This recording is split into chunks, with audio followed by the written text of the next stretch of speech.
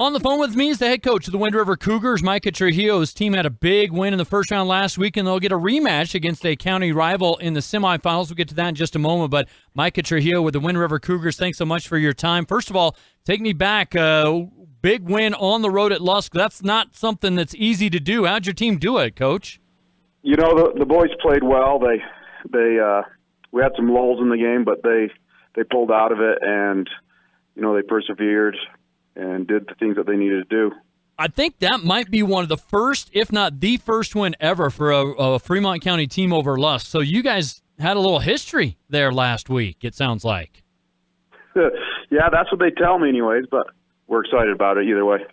Well, let's talk about what are you seeing out of your team? I know you lost a tough game in the middle of the season to Shoshoni. You dropped another tough one at Rocky Mountain in Week 7, but you've kind of turned some things around here. What has this little resiliency out of your squad shown you here in these last couple of weeks to get things kind of back on track?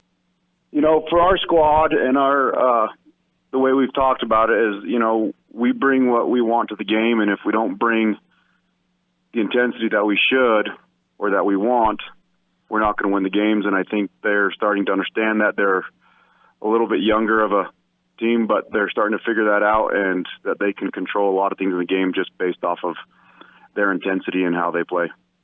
Has anybody stepped up here recently for your squad that, you know, since I last talked to you about a month and a half ago? Oh, man, you know, everybody stepped up quite a bit. It's hard to name a couple kids because they're all starting to fire on the cylinders, and that's part of our success. And, you know, we have kids understanding that we can't rely on someone else to make the play for us. We got to go out every play and fight for the win every play. You guys had a tough one the first matchup at Shoshoni in the regular season. Kind of got slowed down quite a bit by them in that 19-0 loss. What'd you take away from that game? You know, for us, you know, coaches and athletes, we took a lot away from that game, and we made a lot of adjustments after the fact. And, you know, we came out a little bit timid, and some of the boys knew they came out timid, and they know they need to get that fixed for this game. It's always a tough game against Shoshoni, no matter what the season looks like. Well, what are you kind of expecting this time around, or is it some of the same things from Coach Trumpler's squad? Well, I'm sure we can expect the same thing, you know, but we have we've got stuff worked out for those things that he has, I think, in store for us. So hopefully we have a much better game, and we minimize the mistakes that we had last time we played them, and we have a few fixes for the curveballs that they throw in. You mentioned minimizing mistakes. Are there any other big keys that, you know, you stress to your team that will give you a better chance to win Friday?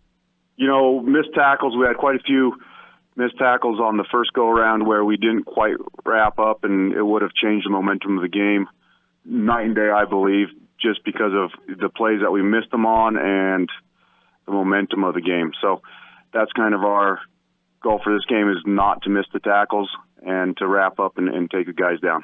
Well, it looks like it's shaping up to be another fun one. I wish you nothing but the best luck, and perhaps we'll see you next week in Laramie.